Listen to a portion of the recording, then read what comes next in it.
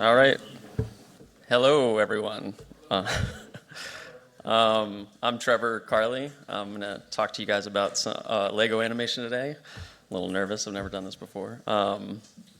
So I'm just going to kind of cover who I am, why Lego animation, why I think it's a good venture to dip into Lego animation, especially if you're into like learning and kind of growing your craft. And then just I'm going to dive into Blender and go through as many tips and tricks as I can in the time that we have.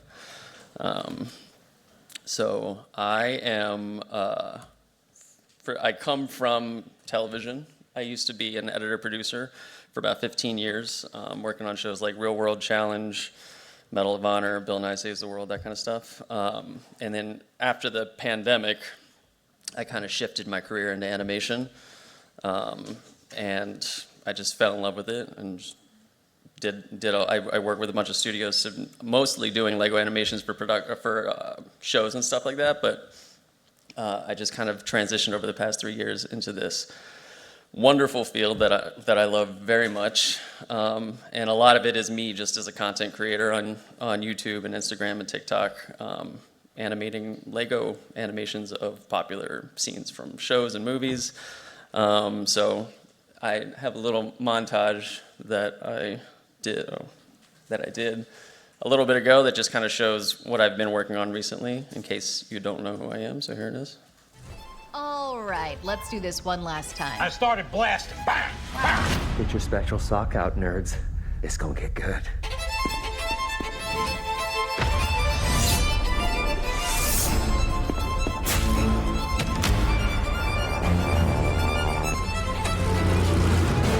Abby who?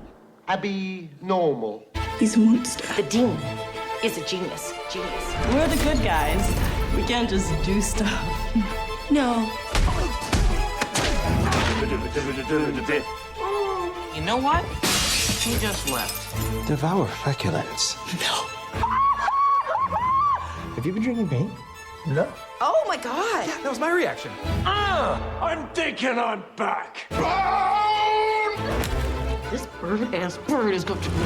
That's not what Rome is about! We should totally just stab Caesar! Is everyone here very stoned? Popular.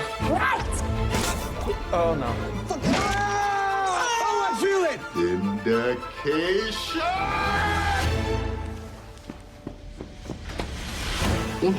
So stupid. I'm breaking the women!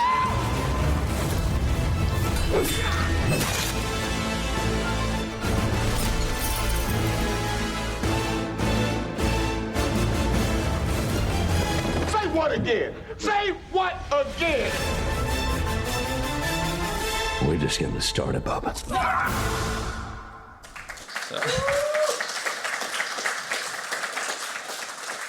Thank you. So yeah, that's what I do, is just movies and TV shows, all my favorite stuff. And so basically, as happens with most people, it all started with the donut tutorial. I did a bunch of graphics when I was an editor, but I would often just fake 3D the whole time and was very scared of 3D in general. And then after the pandemic, I just finally got down into Blender and did the donut tutorial, and that kind of is what set me on my path. But I just wanted to shout out, Andrew Kramer was the one who introduced me, another Andrew, introduced me to Blender with his tutorial back in 2008. If anybody's familiar, it's just it's a lot of After Effects stuff, but he taught 3 different 3D softwares for this tutorial, this bullet tutorial, and one of them was Blender, and I was like, what is this? Free 3D software? That's really cool.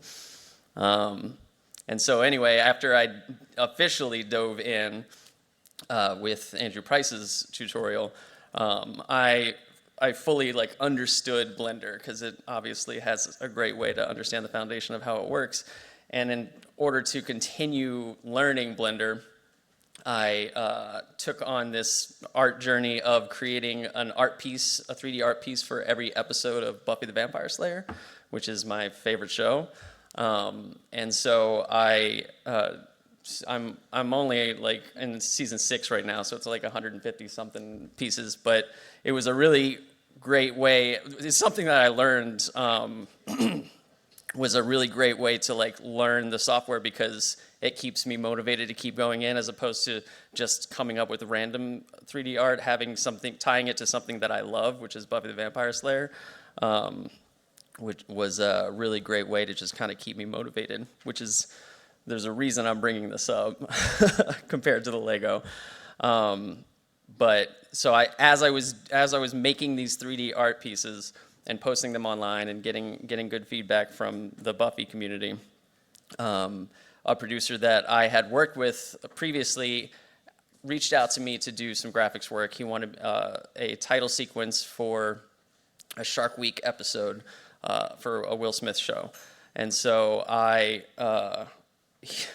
he saw that I had done a bunch of 3D stuff and my 3D art, didn't realize that it wasn't really animation, and asked me if I could do this title sequence. And I've done title sequences before using Element 3D and After Effects, so I've been able to fake the funk for 15 years. So I took the call, I was talking to him, and he was like, yeah, so I was thinking, you know, we're underwater, and we're looking up, we see Will Smith, and then the camera comes out of the water and comes over his shoulder, and then the title card's on the water. So in my head, I was like, oh, you just want me to composite the title onto the water. I can so do that.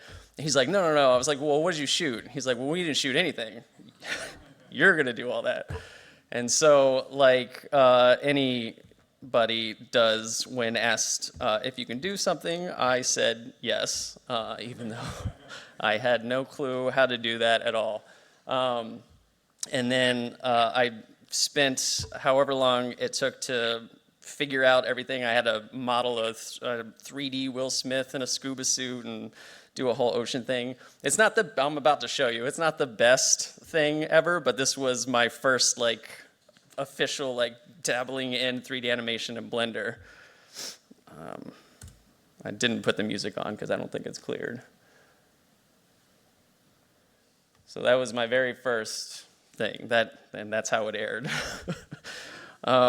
And so it was something where I had to figure out modeling, and I had to rig him, and it's all like held together by duct tape. I would be scared to open the project now, but I bring it up because just doing this very scary project like lit a fire in me, and I was like, animation is so cool. I just made this out of nothing. That's amazing. So I felt like I could do anything, and I decided to like really dive deep and figure out animation. And so I did the same thing I did with my 3D art. I centered learning animation around Buffy. And everything online was like, just do bouncing ball, just do the small things, don't do anything too big because you're going to get scared. And I ignored that, and I did something called Buffy Into the Slayerverse. So it was an homage to Spider-Man Into the Spider-Verse. I took the intro and I rewrote it to be with Buffy lore. And then I wrote the music, I modeled characters, rigged, I learned shading, compositing, obviously animating, and it was just this top right shot here, just the running of the feet. I remember distinctly finishing that shot and going, I have to do this for the rest of my life. Like, this is so cool. Like, I don't know, it's just, I love animation so much. And so this lit the fire in me completely, and I just started transitioning my career into animation, which, as many might know, doing it in your 40s is not a fun endeavor, but centering it around something as passionate as animation was really good. And then finally, Lego. I saw some Lego animations out in the wild and thought that might be an interesting thing to tackle. So again, I centered it around Buffy. There's a theme. And I did a bunch of Buffy scenes and eventually did, I think Community was like the first thing I stepped out away from Buffy and realized there was an audience, essentially. People were really digging it, and then I just kind of kept going from there. And so I've done a ton of different movies and shows, dozens of shows and a bunch of movies over the time. The reason I think Lego is a really great aspect of just like growing what you know in animation and in Blender is because it's a fast medium to like burn through, and not burn through because that has a negative connotation, but like to really be able to continue to move and learn and grow instead of having to be bogged down by so many things. For instance, if I reach down and grab this mouse, I have to consider every single joint in my fingers and how they interact with it, which is great and it's really fun, and I do that with other projects that aren't Lego. But with Lego, it's a lot faster, where you still have to worry about the physics of the motion, but it's a lot more simplistic. And then it's fun. I center it around, obviously, shows that I love. Lego's really fun, and animation's really fun. So it's just like 3 things that I love fill my day all day, so it's kind of a win-win. Over the past couple years, I've made more than 200 animations, ranging from 20 seconds to 3 minutes long. Some of them are trailers, some of them are 2-minute long scenes, some of them are quick little jokes. 600 million views plus, almost 1 million followers, dozens of collaborations with studios and networks to promote shows and movies that are coming out, and endless things that I've learned along the way that I don't think I necessarily would have learned as fast if I was spending a lot of time focusing on one project. For instance, I learned a ton on that Buffy Into the Slayerverse animation, but that took me about 3 months. Obviously, it was my first endeavor into any of this. But the amount of things that I've learned just over these past couple of years doing this many animations is countless, honestly. Physics, particles, cloth, simulations, all that kind of stuff. So, I first want to clarify that when I say fast, I don't mean rushed. I don't mean you just get through it as fast as you possible. I just mean that the process of animating Lego is a lot faster, as I mentioned before, with the limited amount of joints that are on the characters. And a prime example is this shot. When I did the Superman trailer right at the end of last year, it took me a week to do the trailer, and it's like 40 shots in the trailer. Some days I would do anywhere from 5 to 7 shots because they would be it'd be, Lois Lane walking down, and it's easy to just do the walk cycle and the lighting and all that. That I've gotten into a really good groove of understanding. But then this shot took me an entire day, this 1.5-second shot, because it's characters on 2s, their main bones are on 1s, the snow particles kicking up from his legs are on 2s. There's 3 different cloths that are also on 2s, and I had to figure out how to bake cloth on 2s, which isn't something that natively happens in Blender. So it was just this is something I can do now in about an hour, but this was something at the time that took me a day. So it was just an example of like, I don't necessarily just rush through something just to get it done. It just lends itself to do it faster once you understand it. And then I personally believe that momentum is better sometimes than perfection. Obviously, we all like to get in there and make sure everything is as perfect as it can be, but I've learned over time, especially in my years of editing, that you're always going to look back on things and realize what you could have done better or what you could have changed. And there's, as they always say, artists don't finish, they just abandon. So you just keep going and learning a ton. And the fast turnaround helps the learning stay fresh and exciting, in my opinion, because I'm centering it around, like, I'll just be like, oh, I'm going to do a Severance scene, oh, I'm going to do a Buffy scene, it's like whatever I'm in the mood for, and then I'm just excited because I'm in the world that I love, and I'm doing a scene. It takes me a couple days, and then I just move on to the next, and it's just really fun. And then, obviously, I think quantity turns into quality over time. The amount of things that I've learned just by doing this many animations, I don't think if I had spent a month on every animation, I'd have 10 animations and not have learned nearly as much as I have. So I didn't clarify, this is the fast, good, free aspect of my title of my whole thing. But so the good aspect is you automatically have the style built in with Lego. You automatically have the beautiful, reflective, shiny plastic and the meshes and the bricks and everything. So it already looks good. Like you could take a scene from one of the sites that I'm going to point out and just import it in a Blender, throw an HDRI, and it's just gonna look good. And then obviously there's little things that you can do to make it look better, but you start off with high quality materials. And then strong lighting obviously can help improve a scene.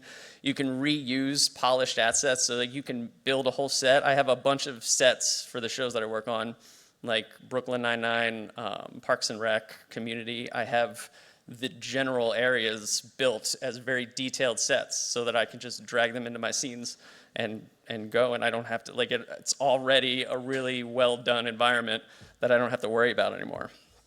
And then also, good doesn't always mean complex, because of the way Lego works, and this works in most things also, but specifically because Lego has such a shallow depth of field in the way it's shot, especially if you're shooting it like the Lego movie, where it's like a camera zoomed in on a really small thing, like a macro lens.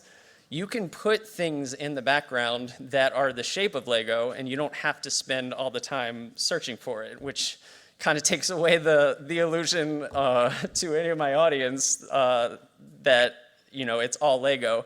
But as long as it looks like it, it's fine. So if the reason I bring it up too is because that's part of the speed as well. You can, instead of, if I need a cylinder, like I need a lamp in the background and it's a cylinder piece of Lego, I can go find that, but I have to go into Mechabricks.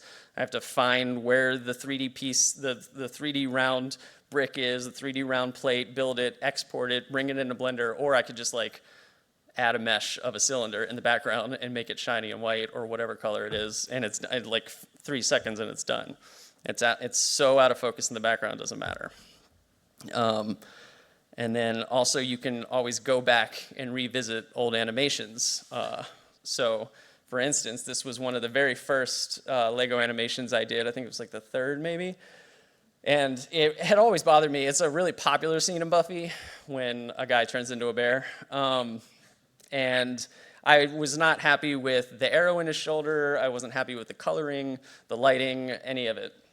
And so I went back and I redid the scene, and I made it the lighting much closer to the way the scene was. The coloring was much closer to the environment. I fixed the arrow. I fixed the facial features. I took away, there's also up here, that white sparkle was a huge problem in the early animations that I did, which was using point lights when you have shiny scratched surfaces causes this flickering in the render. No matter how much resolution, I tried doing things like rendering at like 2,500 samples. I was just going nuts. I was like, why can't I get rid of this? And then I just realized it was the really small point lights reflecting off all these little scratches that was causing it to just not be able to kind of figure it out. So I have since only gone with area lights since then. But this was just an example of, it was an old scene that I looked back on and was like, that's not great. And I was like, oh, I'll just redo it. And the funny thing is, a lot of people in the comments said they preferred the first one. They were like, oh, I really like the first one. I like the color. So it's just like, do what you want to do and have fun. And it's all like perfectionism is in the mind of whoever's looking at it. And then finally, the free aspect. Obviously, Blender's free. Mechabricks is a free website to use. It's mechabricks.com. And I'll go into that. I'll open that up in a sec. And that has most of the Lego pieces in it. And there's some that they haven't made yet, and they're constantly making more. And they have a free importer available from Mechabricks. It doesn't have all the features, like bringing in, I believe it doesn't bring in the scratches and fingerprints and stuff, but it allows you to bring in the meshes themselves. And then there's Free Studio, which is linked with Lego, and they actually just yesterday officially linked with Lego. Like there was some connection with Lego, and then yesterday Lego's like officially affiliated, so like login is all weird with it right now. But that's the Lego official. And when I've worked with Lego, they requested that everything that I use come from Studio, because that's all the official Lego pieces, and that's all the official Lego textures, and they like to be very, very official. And then there's a free version of a face rig on Superhive. It has a paid version as well. It's called Icon Face. I don't personally use it just because it's shape key based. So I'm not a fan of animating with shape keys just because it slows me down a lot. But that's in case anybody wants to just absolutely do this without spending a dime, those are the options. And then for what I'm going to go over in Blender, I use MechaFace, which is a bone-based facial animation system, and then Blender Advanced, which brings in with scratches and fingerprints and dents and things like that. So yeah, these are the two sites. This is a website, and then that's an app, and it's available on Mac and PC. And they both work. It can be pretty laggy and buggy, but it works most of the time. And I go to MechaBricks most of the time. BrickLink Studio, in my experience, has been a little more steady, but they're both really great. And the meshes, I believe, the meshes on MechaBricks are a lot more refined and clean, like a much cleaner topology in MechaBricks. One of the issues that I have with BrickLink Studio is the textures. Like for instance, if you have a tile and it has a picture on it, in BrickLink Studio, when you import it into Blender, it creates really weird topology to make the image happen. So it's just like all these weird cuts and everything to draw out the image. So it's terrible topology, and it's just like a bunch of random materials to make the colors work. Whereas in MechaBricks, it brings it in as an image. So you can write it locally and then edit the image and make it whatever you want. And then the topology is just literally 4 vertices, and it's great. So yeah. Let me get into, if I can open, there it is. So yeah, BrickLink Studio, you just download it and open it. I'll open up BrickLink Studio in a second. But on MechaBricks, they have a ton of things that people create. So people will create stuff, and you can, some people lock them off and they don't want you to use it, and that's fine. Some people request that you credit them if you just use their thing. But I often find things on BrickLink Studio and bring it in, which this has an option for as well. So your main area in MechaBricks is Workshop, and this is where they have all the pieces. So they have it all categorized. You have regular bricks, minifigure pieces, plates, and then and I'll show you the two different aspects here. So on MechaBricks, you click and it shows on, and it has a lot of dots for where you want to add your next piece. And if you want to move them around, it's almost like Blender. It's a little more rigid, but this is where you can build your sets or your characters or whatever. And then am I logged in? I'm not logged in. There we go. So if you're logged in, you have to be logged in order to export. You can export as something called a ZMBX. They also have colladas and OBJs, STLs, but ZMBX is the thing that the importer wants to see and brings in with all the materials and scratches and everything. So that's how this works. And there's tons of stuff. My biggest problem that I run into is just finding things based on where they're categorized. I can't remember if something that's small is a plate, or if it's a small brick, or if it's a special brick. So you get used to where certain things are, but I still get hung up all the time, even after doing this for years.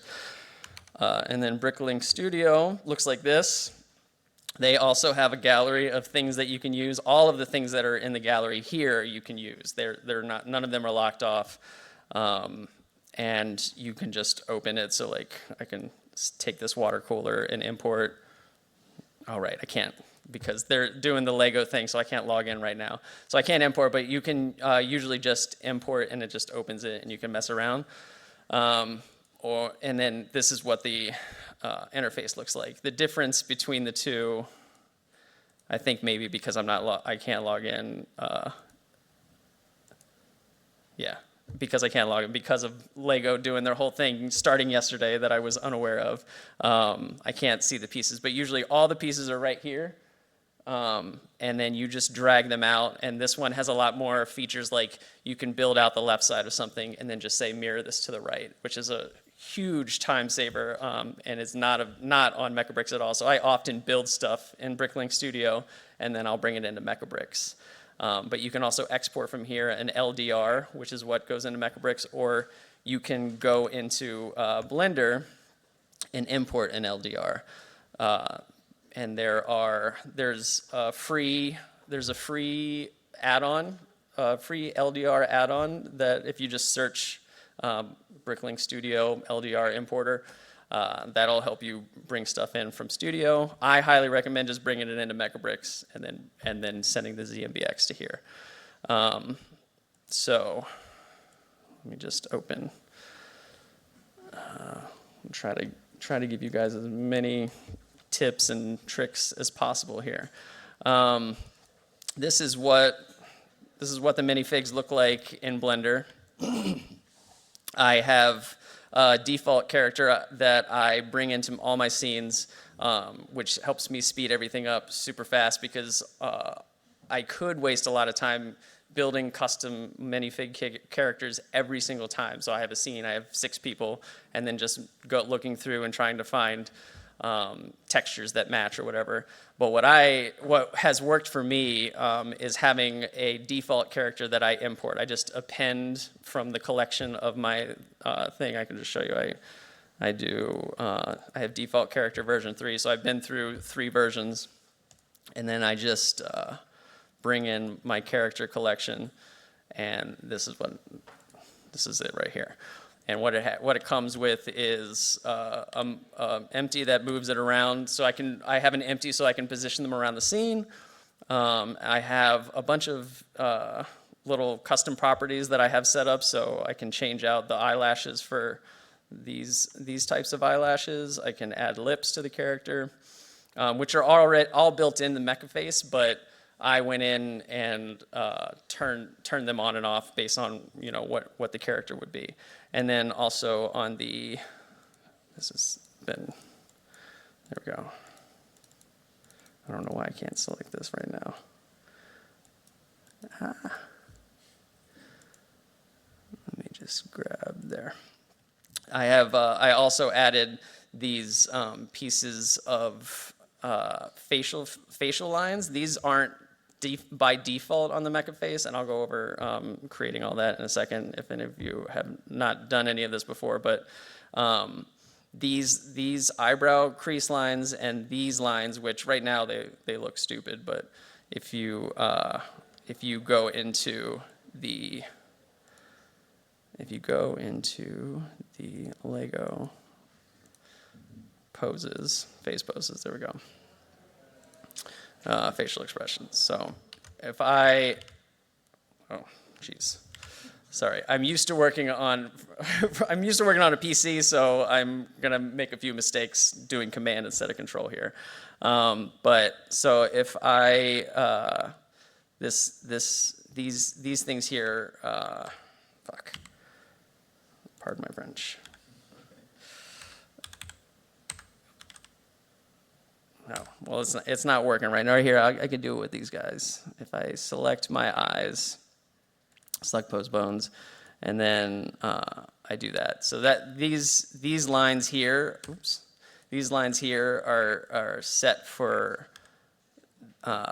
just an extra line, so that it adds a little bit more, like the cheek is kind of coming up on the line. I used to not have those, but then I was after a couple animations where I would just like add a line and try to animate them frame by frame. I was like, you know what? Let me do constraints. Let me just add these lines and have them built in, and then I can turn them on and off whenever the eyes wince up.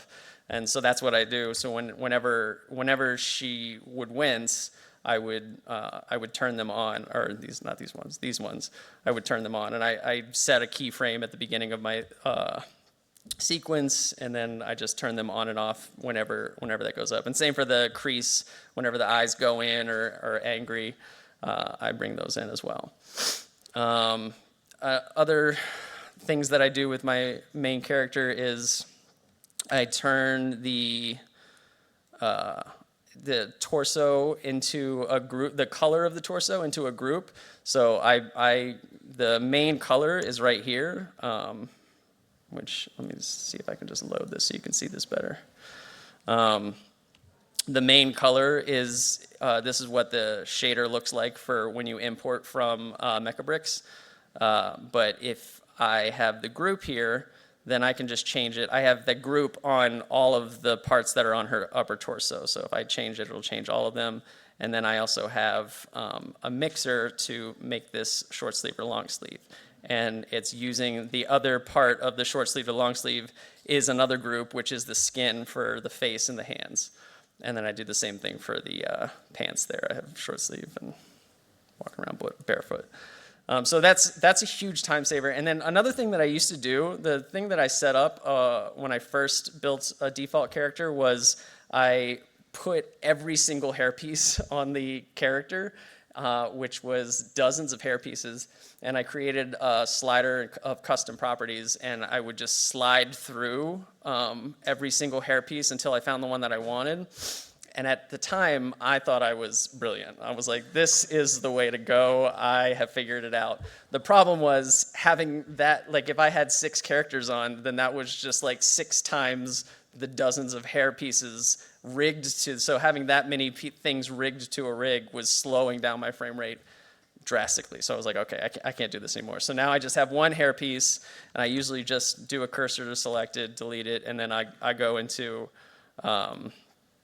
Asset Browser. I have a bunch of hair pieces available, and then I'll just bring it out here, selection to cursor, and then just rig it to the bone. Takes no time at all, and is, not automatic waves. No time at all, and it's much better for my frames per second. Speaking of frames per second, what I do here, I'll open up a scene that I recently did from Ted Lasso.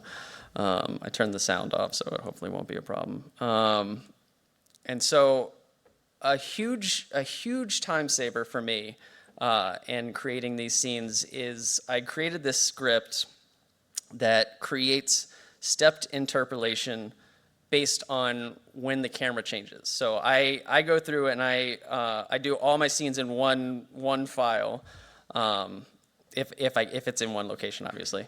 And I match the cuts here in the timeline to when the timeline, I don't know if any of you have ever worked with that, but it's just Control B in the timeline will add a camera cut. And I position the cameras to get in the right place. The problem is I animate the characters on 2s, and I use the stepped interpolation modifier on the bones. So if I select all these, and I go in here, there's a stepped interpolation modifier.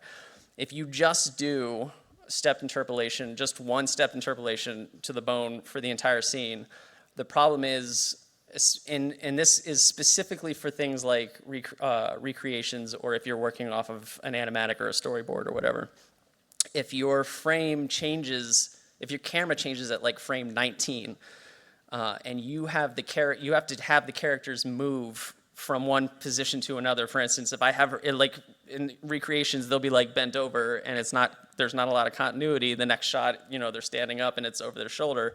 I need to move them often in between camera shots. And if you have stepped and it goes on frame 19, you're going to have one frame of them jumping from the position no matter what you do. So I had to do a stepped interpolation in between and set the frame range for every camera. So it restricts frame range 0 to 76, and then the next one starts at 77. That was a huge pain in the butt.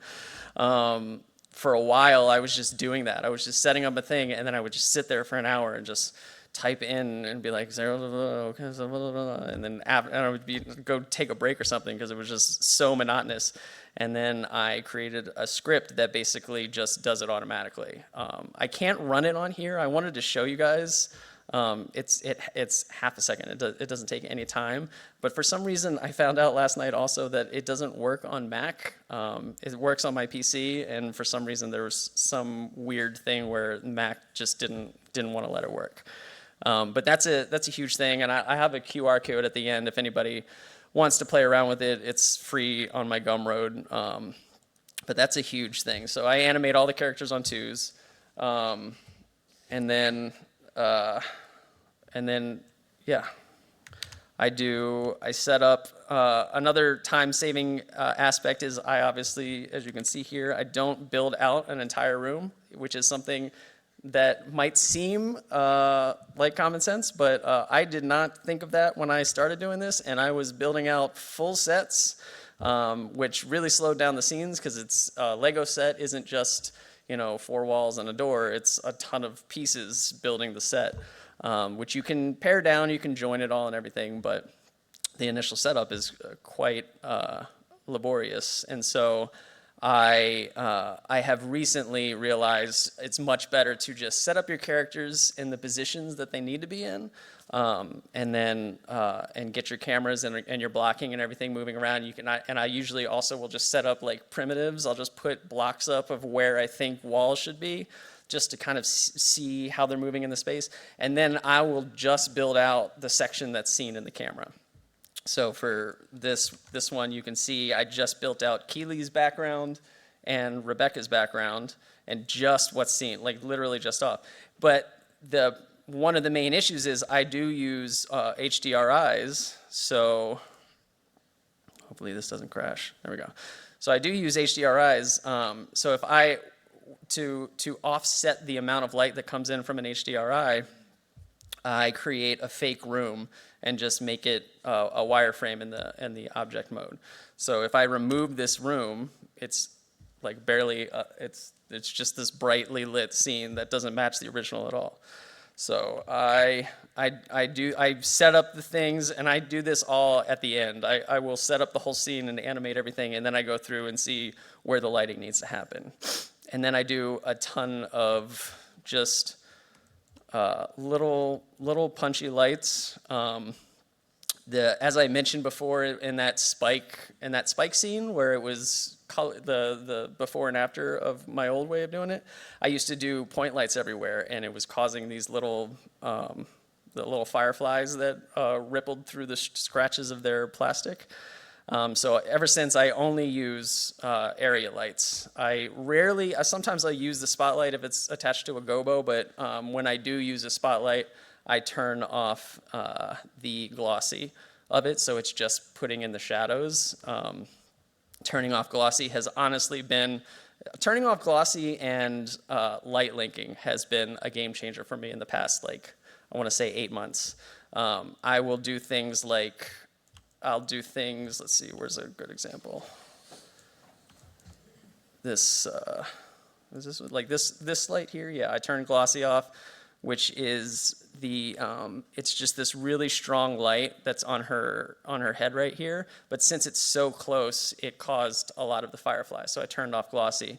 But what I do to counter that, especially with plastic materials, if you just have lights with no glossy, it'll look very dull and clay-like.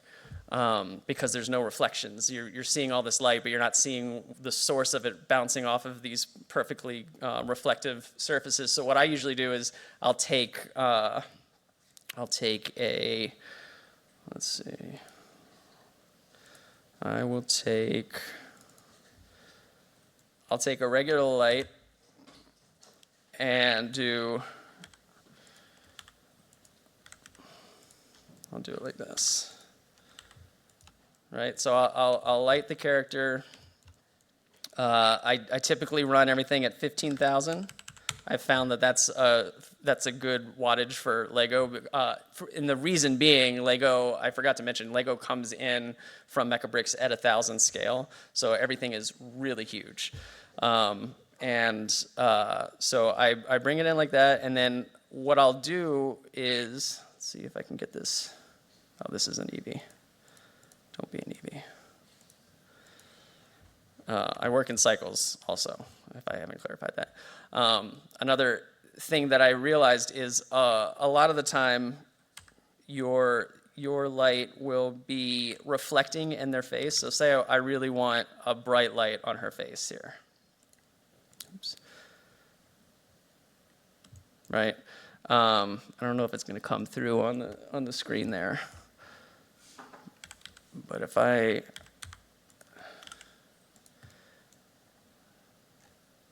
Let's see.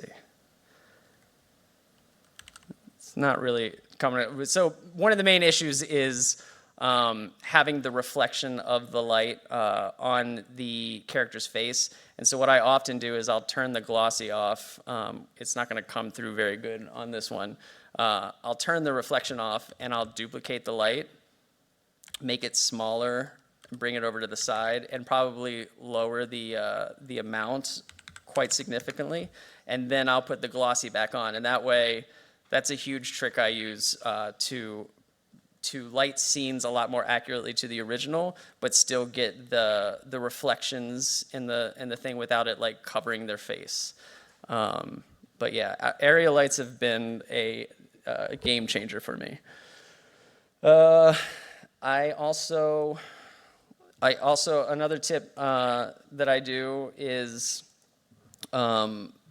in creating my characters, or in bringing my characters in, instead of duplicating them. So if you duplicate a collection, it's pretty fast. It's pretty instant. The problem is everything is still connected to the original when you duplicate like that. So if I change the colors of one character, it's going to change the colors for both of them.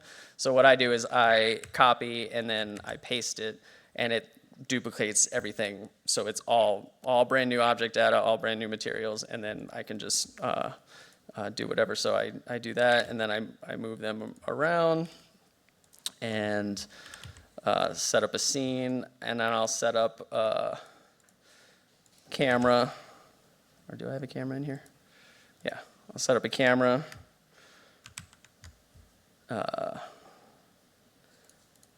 And it is like that. Oh, and another, sorry, I'm just like ripping through everything, trying to get as much as I can in here. Another thing that has been a huge time saver and helped me animate this many animations over time has been quick favorites. So things like lock camera to view, I use so much, and I honestly always forgot where it was in the properties panel. So it took me forever to just like go find it. So I was like, I'm just going to add that to my thing, and that way, whenever I'm in there, I can just be like, okay, let me just move this around, and then undo it. And then also another thing I do is I put simplify on here because that's how I get the best frames per second. I probably won't get much on this laptop, but at home, everything plays at 24 frames per second when I have simplify on. I have simplify, I have playback set to sync to audio, and that plays everything through 24 frames per second. It really helps make sure that you're getting the motion and everything going really well with Lego animation. I have things like set origin. A good example of how I use that often is, so this scene, so this was a scene that I had made a long time ago for an Always Sunny scene, where Charlie, Mac, and Dennis are like they're walking down this way. I built this in Mecha Bricks, and it was not a good idea what I did.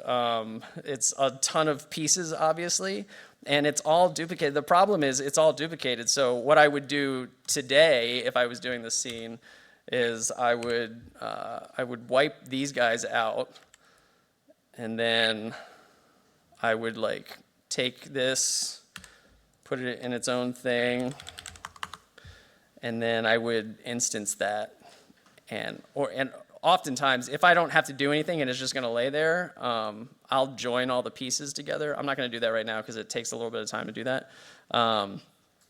But if I instance this to scene, this is an example where I go set origin, geometry to origin, or set origin to geometry. Yeah, that one. And then I would just, put it here, and then that is much faster on Blender to have instances of these cars that I just put in under the ground. But that's much, and I would do the same for these buildings.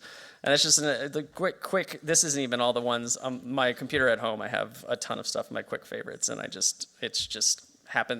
helps me get through everything a lot faster. So it's not about rushing, it's just about setting up Blender so that everything is just a hair's breadth away, if that's a phrase. I don't know if that's a phrase. Yeah, and then, as I said, lighting the scene, light linking is a huge thing I do. I usually do general lighting for the characters in the scene just to kind of fill it out. I'll do HDRIs. I do what I learned also over time is high contrast HDRIs will do the same thing as point lights. It will cause the flickering and the scratches. So I do low contrast HDRIs. I set them to like 0.1, so it's just barely lighting the scene, so I can see everything in the scene, and you've got nice little subtle reflections. And then I go in and bring area lights and fill out certain areas, do accent lights, and then I'll do light linking and do full-on key lights and like lower degree angles on them and whatnot. But that's how I do that.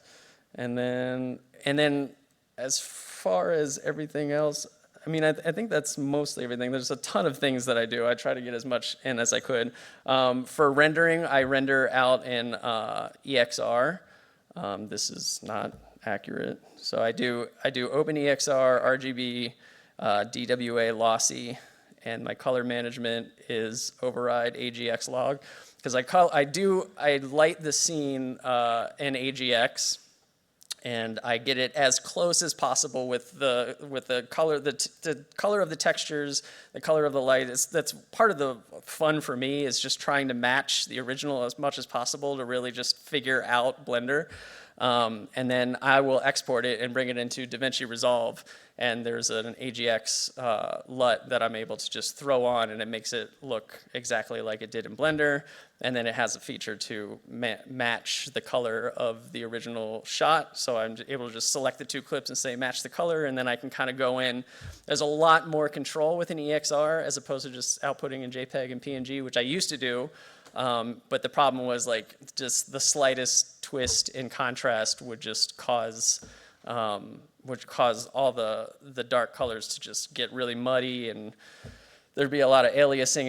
It wasn't great, so I didn't have a lot of control in color correction. But now with EXRs, I can like fully take the exposure and the shadows and the light and the highlights and everything to wherever I want, and it's been kind of a game changer. But I believe that's everything that I have time for now. Final thoughts is that I just highly recommend just trying it and having fun, and even if you don't share it online, just trying to recreate a scene in Lego is a really fun challenge to figure out the human motions in restricted Lego animation. And then obviously, as I mentioned before, quantity and perfectionism can work together. I do a lot of animations, but I also stop down and take time when I'm really trying to learn something, like baking cloth on twos, and then reduce, reuse, do a lot of instancing, have a lot of things prepped. Oh, that was another thing that I didn't talk about, and I have 2 minutes, so I'm going to show you real quick. I do have in the asset browser, to build out my scenes, I have things like walls. This is a limited version of what I have at my home, but I have basic walls, so I can just quickly set up scenes with walls, and I have furniture, I have trees, weapons, like I have things that I tend to go to often, I just have in an asset library, so I can just build out a scene real quick, and then if I need more details, then I'll go to Mechabricks. But keeping everything in Blender helps me just kind of keep moving along and go faster, and Blender's a lot faster than Mechabricks, in my opinion. But yeah, I think that's it. Oh yeah, that's it. Questions? And then this is.